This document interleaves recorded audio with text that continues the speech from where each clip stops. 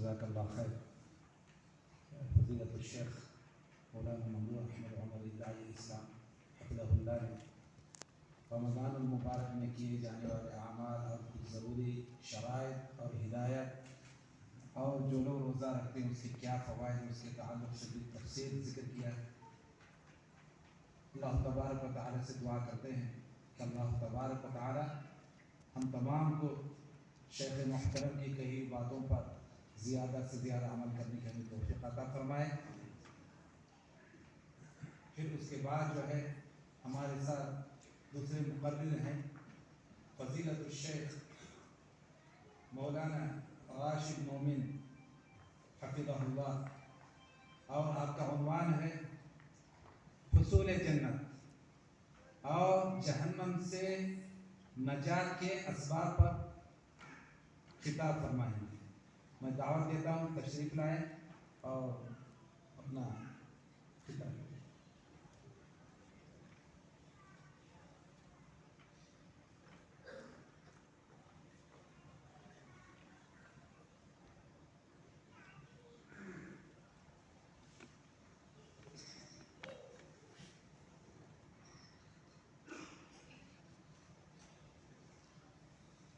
السلام علیکم ورحمۃ اللہ وبرکاتہ. بسم اللہ الرحمن الرحیم. الحمد للہ رب العالمین، صلی اللہ وسلم وبارک علی نبینا محمد وعلى آلہ وصحبہ اجمعین. اما بعد، اعوذ باللہ من الشیطان الرجیم. یا ایہا الذین آمنوا اتقوا اللہ حق تقاته ولا تموتن الا وانتم مسلمون. وقال تعالى يا أيها الناس اتقوا ربكم الذي خلقكم من نفس واحدة وخلق منها زوجها وبث منهما رجالا كثيرا ونساء واتقوا الله الذي تساءلون به والأرحام إن الله كان عليكم رقيبا. وقال تعالى يا أيها الذين آمنوا اتقوا الله وقولوا قولا سديدا يصلح لكم أعمالكم ويغفر لكم ذنوبكم ومن يطع الله ورسوله فقد فاز فوزا عظيما. وقال تعالى فمن زحزح عن النار وأدخل الجنة فقد فاز. معزز ذمہ داران مرکز الشیخ عبداللہ بن زید المحمود الثقافی الاسلامی پناہ، مہمانان خصوصی نائب معتمد عمومی کاکا انیس احمد عمری حفظہ اللہ، رفیق سفر مولانا عبدالجبار عمری کرمولی حفظہ اللہ، صدر ابناء قدیم مولانا عبدالحفیظ مالوی حفظہ اللہ، ہمارے سیکریٹری برائے دعوتی امور مولانا محبوب الرحمن عمری، اور پناہ کے داعی مولانا منظور احمد عمری حفظہ اللہ. یہاں تشریف فرما تمام حاضرین، خواتین اسلام، عزیز بچوں، آج جس عنوان سے متعلق مجھے یہاں کچھ باتیں آپ لوگوں کے سامنے رکھنے کے لیے موقع دیا گیا ہے، وہ ہے جنت کے حصول اور دوزخ سے نجات کے اسباب. محترم حاضرین، ابھی آپ لوگوں کے سامنے میں نے جو آیت پڑھی، اس آیت کا ترجمہ یہ ہے فَمَنْ زُحْزِحَ عَنِ النَّارِ وَأُدْخِلَ الْجَنَّةَ فَقَدْ فَازَ. جو آدمی جہنم سے بچا لیا گیا اور جنت میں داخل کر دیا گیا تو وہ حقیقی معنوں میں کامیاب ہو گئے. محترم حاضرین، جہنم یہ وہ جگہ ہے جہاں پر بد اعمال نافرمان لوگوں کو اپنے گناہوں کی سزا بھگتنی ہے. اللہ تعالیٰ نے سورۃ الفجر میں فرمایا وَجِيءَ يَوْمَئِذٍ بِجَهَنَّمَ. اس روز جہنم کو لایا جائے گا. حضرت عبداللہ بن مسعود رضی اللہ عنہ سے صحیح مسلم میں اس کی وضاحت اس طرح مروی ہے، یؤتی بجہنم یومئذ لها 70,000 زمام مع كل زمام 70,000 ملك يجرونها، رواه مسلم فی صحیح۔ جہنم کو قیامت کے روز لایا جائے گا، حالت یہ ہوگی کہ اس کو 70,000 لگاموں سے جکڑا جائے گا اور ہر لگام پر 70,000 فرشتے مقرر ہوں گے۔ اس کے باوجود جہنم کا کیا حال ہوگا؟ اللہ تعالیٰ نے سورۃ الفرقان میں فرمایا اذا رأتهم من مكان بعيد سمعوا لها تغيظا وزفيرا، جہنم جب جہنمیوں کو دیکھے گی، چیخے گی، چلائے گی، دھاڑے گی، لوگ اسی چیخ و پکار کو سنیں گے۔ اللہ تعالیٰ نے جہنم میں جو عذاب تیار کر رکھا ہے اس میں سب سے بڑا عذاب تو آگ ہی کا عذاب ہے۔ اور آگ بھی کیسی؟ اللہ کے رسول صلی اللہ علیہ وسلم نے فرمایا نارکم هذه التي يوقد ابن آدم جزء من 70 جزءا من نار جہنم، رواہ مسلم فی صحیحہ عن ابی ہریرہ۔ یہ آگ جسے تم دنیا میں جلاتے ہو یہ تو صرف جہنم کی آگ کا 70واں حصہ ہے۔ صحابہ نے عرض کیا اللہ کے رسول دنیا کی آگ ہی انسان کو جلانے کے لیے کافی تھی، لیکن آپ صلی اللہ علیہ وسلم نے فرمایا جہنم کی آگ سے 69 زیادہ گنا جلانے والی آگ جہنم کی آگ ہوگی۔ محترم حاضرین، صرف آگ ہی نہیں بلکہ وہاں کی ہر چیز آگ کی ہے۔ اللہ تعالیٰ نے جہنمیوں کو رہنے کے لیے جو گھر دیے ہیں وہ بھی آگ کے ہیں۔ اللہ تعالیٰ نے سورہ کہف میں فرمایا اِنَّا أَعْتَدْنَا لِلظَّالِمِينَ نَارًا أَحَاطَ بِهِمْ سُرَادِقُهَا، ہم نے جہنمیوں کے لیے ایک ایسی آگ تیار کر رکھی ہے کہ اسی آگ کی 4 دیواری جہنمیوں کو گھیرے ہوئے ہے۔ مطلب یہ کہ جہنمیوں کا گھر آگ ہی کا ہے۔ اس گھر کے ساتھ اللہ تعالیٰ نے جہنمیوں کے لیے جو کپڑے تیار کر رکھے ہیں، فرمایا اللہ تعالیٰ نے فَالَّذِينَ كَفَرُوا قُطِّعَتْ لَهُمْ ثِيَابٌ مِّن نَّارٍ، جو لوگ جہنمی ہیں، جو لوگ کفر کی راہ اختیار کیے ہیں، اللہ تعالیٰ نے ان کے لیے کپڑے بھی آگ کے تیار کر رکھے ہیں۔ ساتھ ہی ساتھ جو اوڑھنا بچھونا ہے وہ بھی آگ کا ہوگا۔ فرمایا اللہ تعالیٰ نے سورہ زمر میں لَهُم مِّن فَوْقِهِمْ ظُلَلٌ مِّنَ النَّارِ وَمِن تَحْتِهِمْ ظُلَلٌ، ان لوگوں کے لیے آگ کے سائبان ہوں گے اور نیچے جو فرش بچھایا جائے گا وہ بھی آگ کا ہوگا۔ اس کے ساتھ ساتھ جو درخت ہوں گے وہ بھی آگ کے ہوں گے۔ فرمایا اللہ تعالیٰ نے انطلقوا إلى ظل ذي 3 شعب لا ظليل ولا يغني من اللهب إنها ترمي بشرر كالقصر كأنه جمالة صفر، لوگو چلو جہنمیوں چلو اس آگ کے سائے کی طرف جو 3 شاخوں والا ہے، اور چلو اس سائے کی طرف جو نہ تمہیں سایہ دے گا اور نہ گرمی سے بچائے اور نہ تمہیں ٹھنڈک دے گا۔ انہا ترمی بشرر کالقصر، یہ جہنم تو ایسی ہے کہ یہاں پر انگارے پھینکے جائیں گے تو وہ ایسے بڑے بڑے ہوں گے گویا کہ ایک محل آ کے آپ کے اوپر گر رہا ہے۔ اور ساتھ ہی فرمایا کأنہ جمالۃ صفر، دیکھنے میں ایسے لگے گا کہ یہ پیلے پیلے اونٹ ہیں۔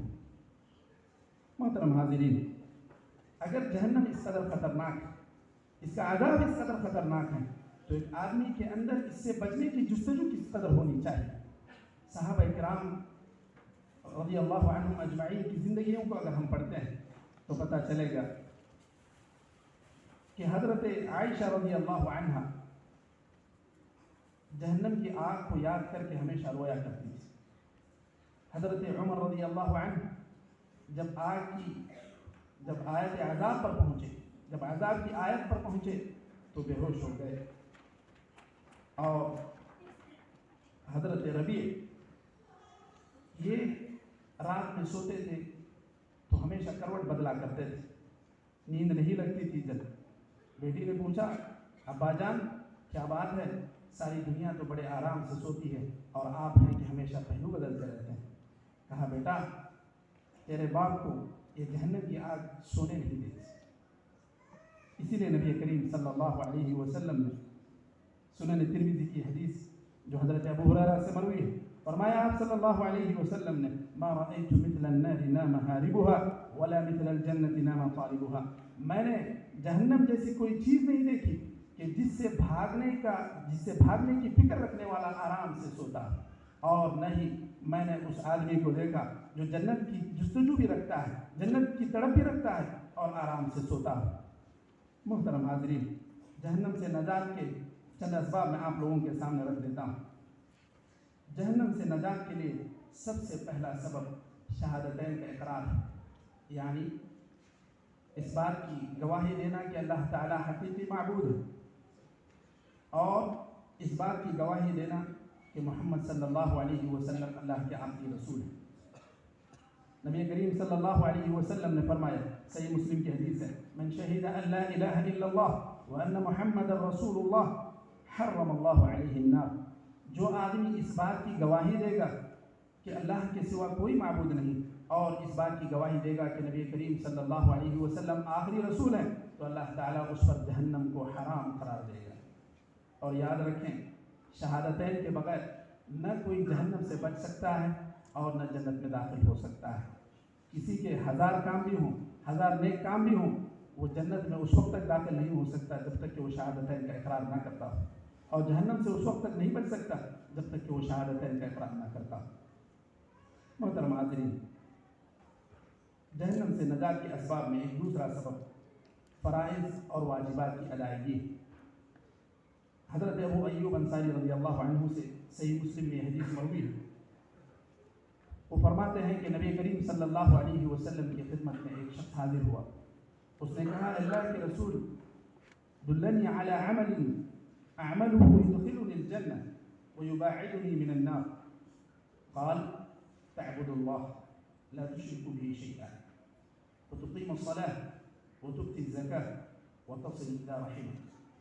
فرمایا آپ صلی اللہ علیہ وسلم نے، ایک آدمی آیا اور اس نے پوچھا، اللہ کے رسول، مجھے ایک ایسے عمل کی رہنمائی کیجیے کہ اگر میں اس کو اپناؤں تو میں جنت سے قریب ہو جاؤں اور جہنم سے دور ہو جاؤں۔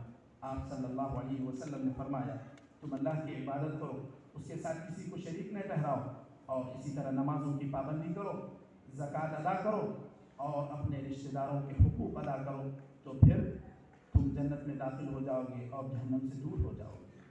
محترم حاضرین، اسی طرح جہنم سے نجات کے اسباب میں ایک سبب صدقات و خیرات اور اس میں آگے بڑھنا۔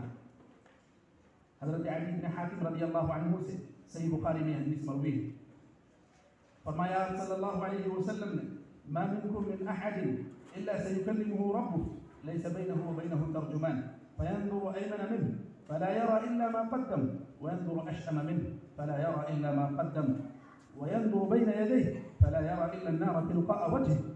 فرمایا آپ صلی اللہ علیہ وسلم، لوگوں، تم میں سے ہر شخص سے اللہ تعالیٰ بات کرے گا، اور اس بات کرنے کے لیے، اس گفتگو کرنے کے لیے بیچ میں کوئی ترجمہ کرنے والا بھی نہیں ہوگا۔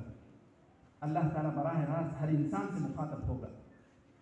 انسان دائیں جانب دیکھے گا تو صرف اپنے اعمال ہی کو دیکھے گا، بائیں جانب دیکھے گا صرف اپنے اعمال ہی کو دیکھے گا، سامنے دیکھے گا تو آگ ہی آگ کو دیکھے گا۔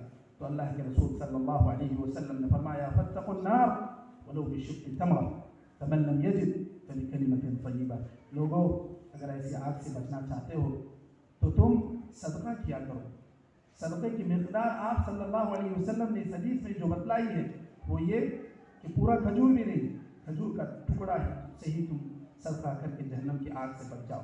ہاں، ایسا بھی ہو سکتا ہے کہ کسی کے پاس ایک کھجور کا ٹکڑا بھی میسر نہ ہو تو وہ کم از کم اچھی گفتگو کر کے جہنم سے بچ سکتا ہے۔ یہ اللہ کے رسول صلی اللہ علیہ وسلم نے رہنمائی کی کہ جہنم سے اگر کوئی بچنا چاہتا ہے تو وہ صدقہ کرے، صدقے کی گنجائش نہ ہو تو کم از کم لوگوں سے اچھی گفتگو کرے، اچھے انداز میں بات کرے، ان کا دل جیتنے کی کوشش کرے۔ محترم حاضرین، جہنم سے نجات کے اسباب میں مومن بھائی کی عزت کا دفاع کرنا بھی۔ صحیح ترمذی میں یہ حدیث ہے، شیخ البانی نے اس حدیث کو صحیح قرار دیا۔ حضرت ابو الدرداء رضی اللہ عنہ اس حدیث کے راوی، فرمایا آپ صلی اللہ علیہ وسلم، من رد عن عرض اخیہ رد اللہ عن وجهه النار یوم القیامہ۔ فرمایا آپ صلی اللہ علیہ وسلم نے، جو شخص اپنے مسلمان بھائی کی عزت کا دفاع کرتا ہے تو اللہ تعالیٰ اس سے جہنم کو دور کر دے گا۔ آج اس حدیث کو سامنے رکھتے ہوئے ہم اپنی مجلسوں کا جائزہ لیں کہ ہماری مجلسیں اس میں اپنے مسلمان بھائی کی عزت کا دفاع ہوتا ہے یا اس کی عزت کی دھجیاں اڑائی جاتی ہیں۔ آپ دیکھیں گے ایک آدمی کسی پر کوئی تبصرہ کرے گا تو دوسرا آدمی اس پر کچھ اور اضافہ کرے گا، تیسرا آدمی کچھ اور اضافہ کرے گا، نتیجے میں ہوگا یہ کہ سارے لوگ اس آدمی سے بدگمان ہو جائیں گے۔ یہی چیز ہماری مجلسوں میں عام ہوتی جا رہی ہے اور یہی چیز آپ دیکھیں گے سوشل میڈیا پر بھی عام ہوتی جا رہی ہے۔ ایسے میں اگر ایک انسان اپنے لیے جہنم سے بچنے کا ذریعہ ڈھونڈتا ہے تو اس کے لیے ایک ذریعہ یہاں پر بتلایا گیا۔ فرمایا آپ صلی اللہ علیہ وسلم نے من رد عن عرض اخیہ رد اللہ عن وجهہ النار یوم القیامہ، جو شخص اپنے مسلمان بھائی کی عزت کا دفاع کرے گا اللہ تعالیٰ اس سے جہنم کو ہٹا دے گا یا اس کو جہنم سے ہٹا دے گا۔ تو یہ کس قدر اہم ذریعہ ہے اور ہم اس سے کس قدر غافل ہیں اور کس قدر ہم اس سے بے توجہی برتتے ہیں۔ محترم حاضرین، جہنم سے نجات کے اسباب میں ایک سبب دعاؤں کا اور اذکار کا اہتمام ہے۔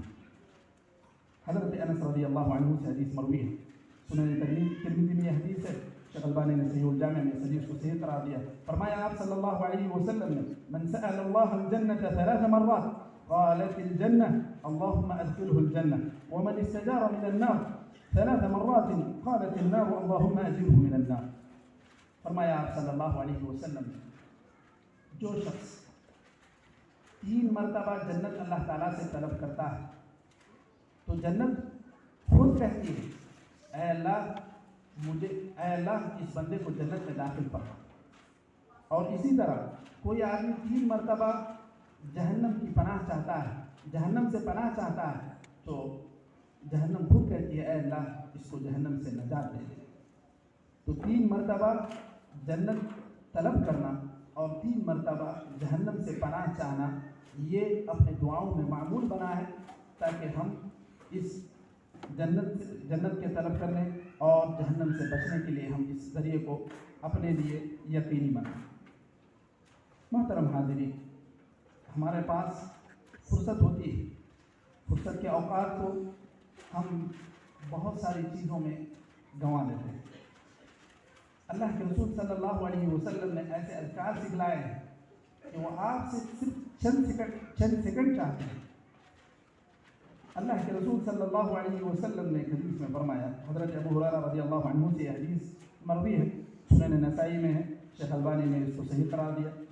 فرمایا آپ صلی اللہ علیہ وسلم نے خذوا جنتکم من النار سبحان اللہ والحمد للہ ولا الہ الا اللہ واللہ اکبر فإنہن یأتین یوم القیامة مقدمات ومعقبات ومجنبات۔ لوگو تم جہنم سے اپنے لیے ایک ڈھال بنا لو۔ کیا ہے ڈھال؟ جب دشمن سے بچاؤ کے لیے ہم اپنے آپ کو محفوظ کرنے کے لیے جو چیز استعمال کرتے ہیں اس کو کہتے ہیں ڈھال۔ آپ صلی اللہ علیہ وسلم نے فرمایا تم جہنم سے بچاؤ کے لیے ان کلمات کو ادا کیا کرو، ان اذکار کو پڑھا کرو۔ کیا ہیں وہ کلمات؟ آپ صلی اللہ علیہ وسلم نے فرمایا سبحان اللہ والحمد للہ ولا الہ الا اللہ واللہ اکبر۔ یہ 4 کلمات اس کے تعلق سے آپ صلی اللہ علیہ وسلم نے فرمایا فإنہن یأتین یوم القیامة مقدمات، سامنے آپ کے یہ کلمات رہیں گے، دائیں رہیں گے، بائیں رہیں گے، وہن الباقیات الصالحات، کہ یہی ایسی نیکیاں ہیں جو آپ کے نامہ اعمال میں باقی رہ جائیں گی۔ محترم حاضرین، اب میرے عنوان کا دوسرا حصہ ہے جنت کے حصول اور اس کے اسباب۔ آئیے ہم دیکھیں کہ جنت کیا چیز ہے۔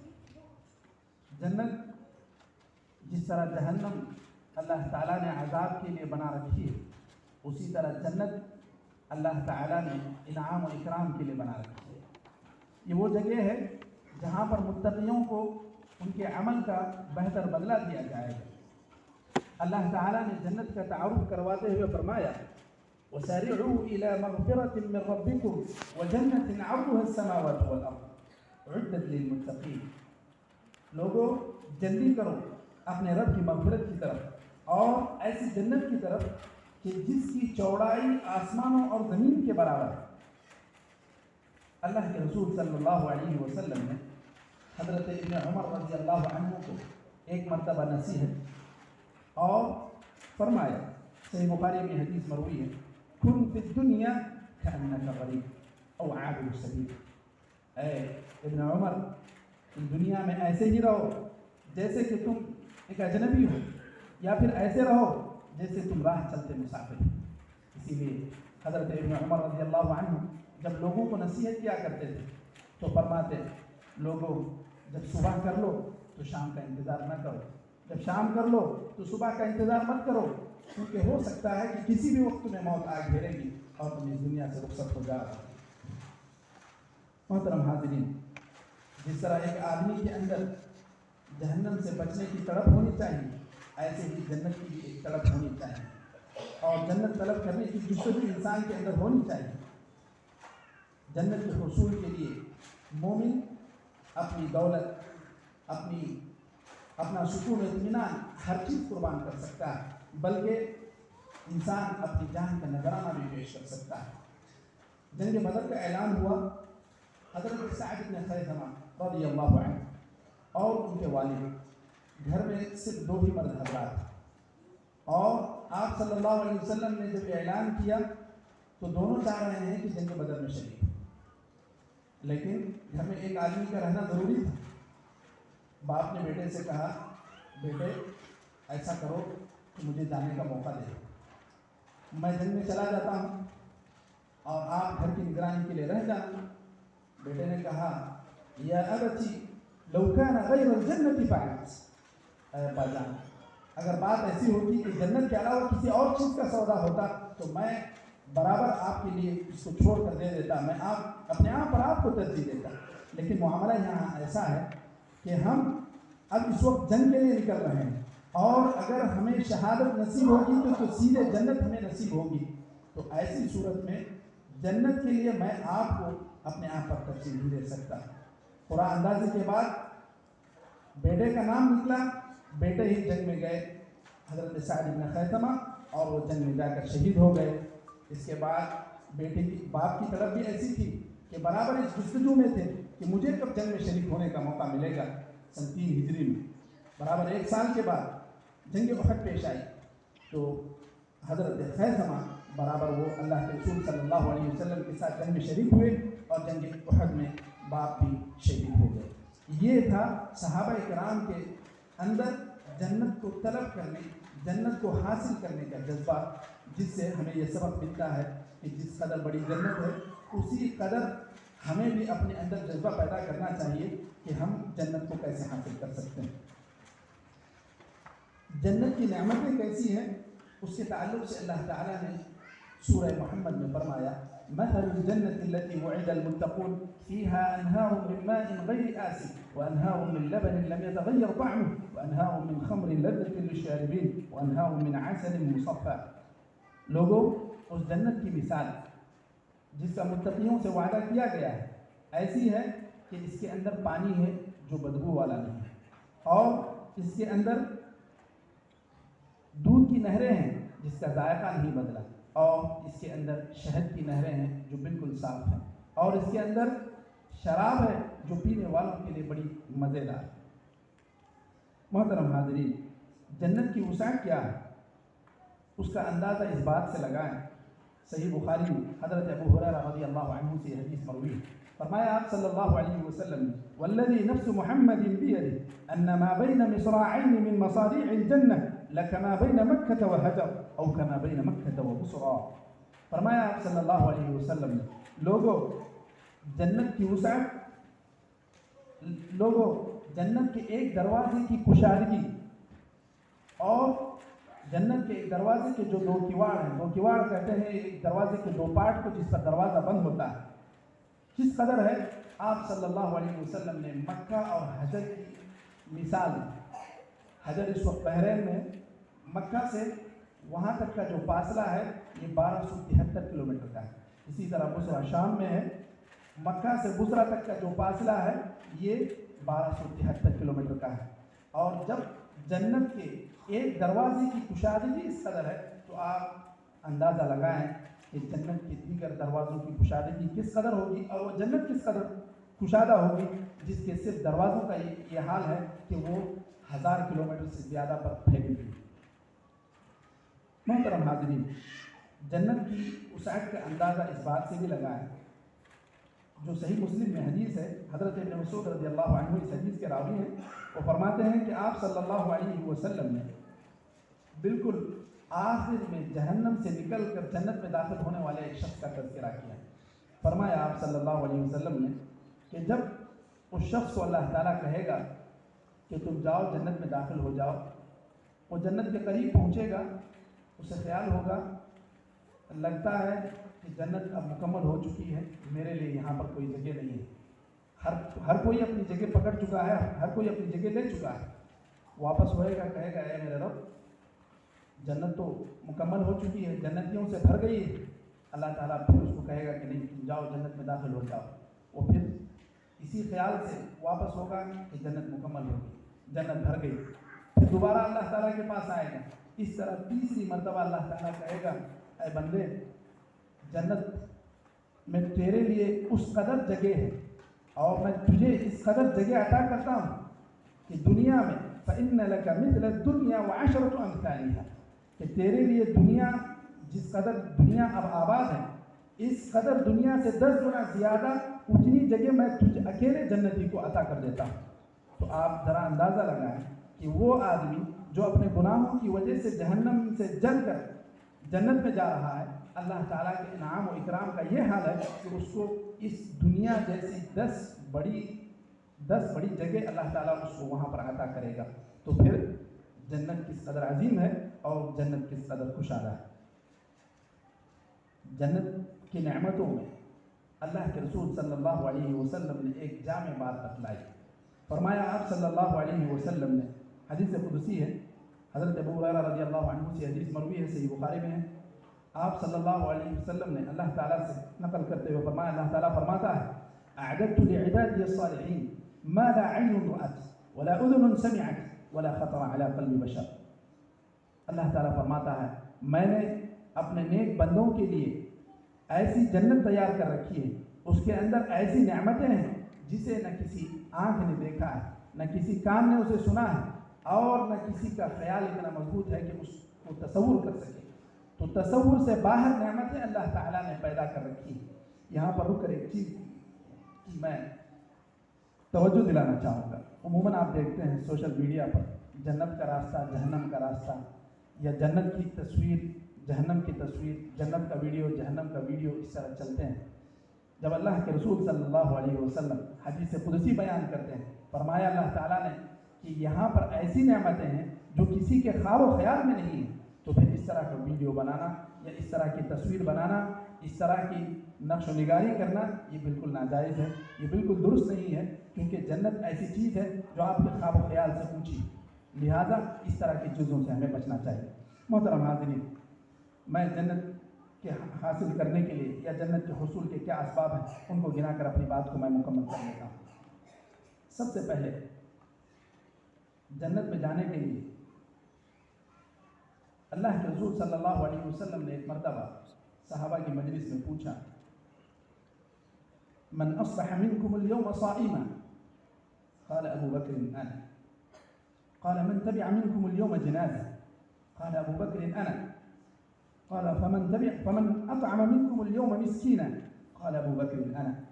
قال فمن عاد منکم اليوم مریضا؟ قال ابو بکر انا۔ قال ما اجتمعنا في امرئ الا دخل الجنہ۔ نبی کریم صلی اللہ علیہ وسلم صحابہ کے ساتھ تشریف فرما تھے۔ آپ صلی اللہ علیہ وسلم نے پوچھا، لوگوں آج تم میں سے کون روزے سے ہے؟ مجمع خاموش۔ حضرت ابو بکر اٹھتے ہیں، کہتے ہیں اے اللہ کے رسول میں روزے سے ہوں۔ آپ صلی اللہ علیہ وسلم نے پوچھا، لوگوں تم میں سے کون ہے جو آج جنازے میں شرکت کیا ہے؟ حضرت ابو بکر اٹھتے ہیں، کہتے ہیں اللہ کے رسول میں نے شرکت کی۔ فرمایا لوگوں کون ہے جو تم میں سے آج کسی مسکین کو کھانا کھلایا ہے؟ حضرت ابو بکر اٹھتے ہیں، کہتے ہیں اللہ کے رسول میں نے کھلایا۔ آپ صلی اللہ علیہ وسلم نے پوچھا، لوگوں آج تم میں سے کس نے عیادت کی ہے، کسی مریض کی عیادت کی ہے؟ حضرت ابو بکر اٹھتے ہیں، کہتے ہیں اللہ کے رسول میں نے کی۔ اللہ کے رسول صلی اللہ علیہ وسلم نے 4 نیکیوں کا ایک وقت میں ذکر کیا۔ فرمایا اگر یہ چاروں نیکیاں کسی انسان میں جمع ہو جاتی ہیں تو پھر وہ جنت میں داخل ہو جاتا ہے۔ کیا مطلب ہے؟ اس کے لیے تھوڑی سی محنت کرنی پڑی. ایک صاحب ہیں, وہ کہتے ہیں کہ میں نے کوشش کی کہ میں ان نیکیوں کو ایک ہی دن میں جمع کروں. کہتے ہیں کہ میں روزے سے تھا, ہسپتال کسی کام سے گیا ہوا تھا, میں نے دیکھا کہ کافی لوگ مریض داخل ہیں, ایڈمٹ ہیں. ایک مریض کی میں نے عیادت کی, باہر نکلا, میں نے ایک مسکین کو دیکھا, ایک مزدور کو دیکھا, میں نے اس کو کھانا کھانے کے لیے پیسے دیے.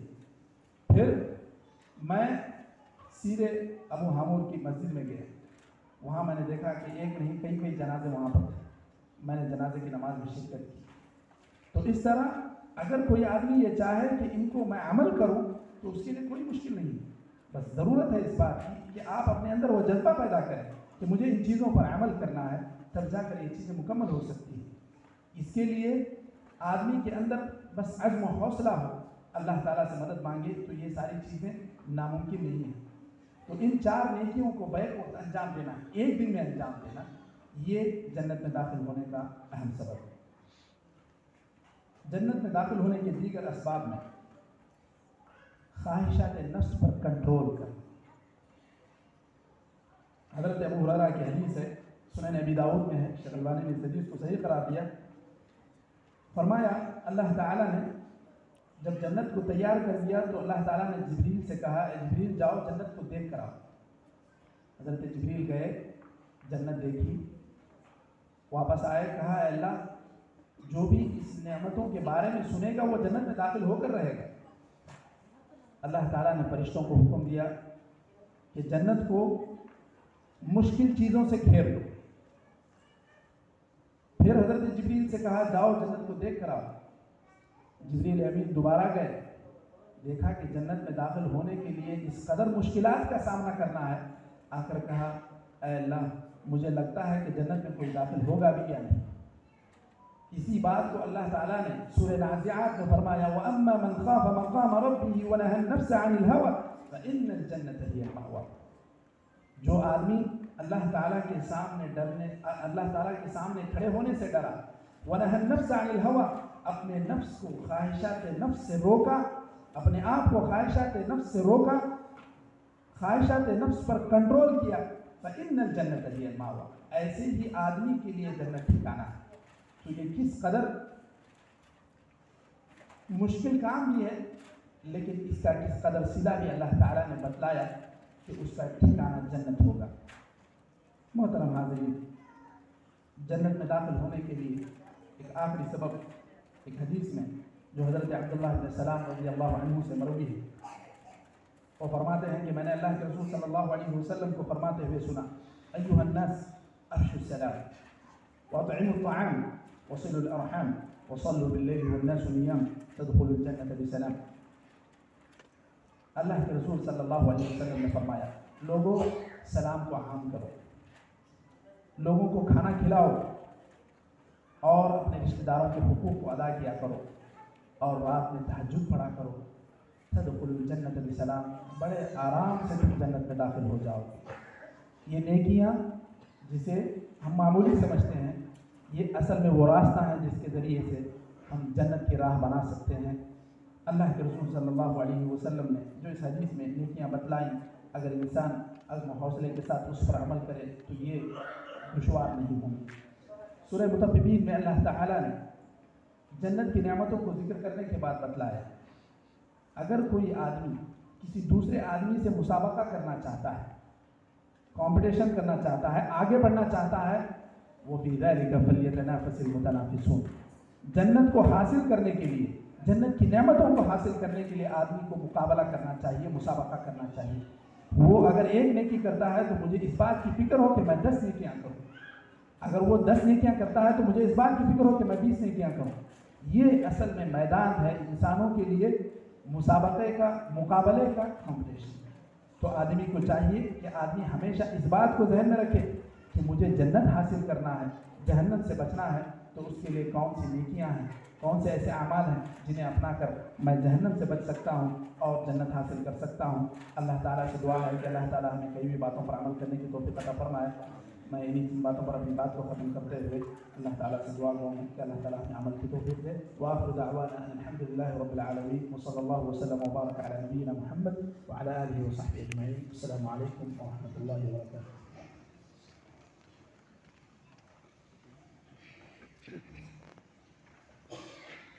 ابھی آپ نے فضیلت الشیخ مولوی راشد مومن حفظہ اللہ سے حصول جنت اور جہنم سے نجات کے اسباب کے تعلق سے مفصل باتیں بغور سماعت فرمائیں.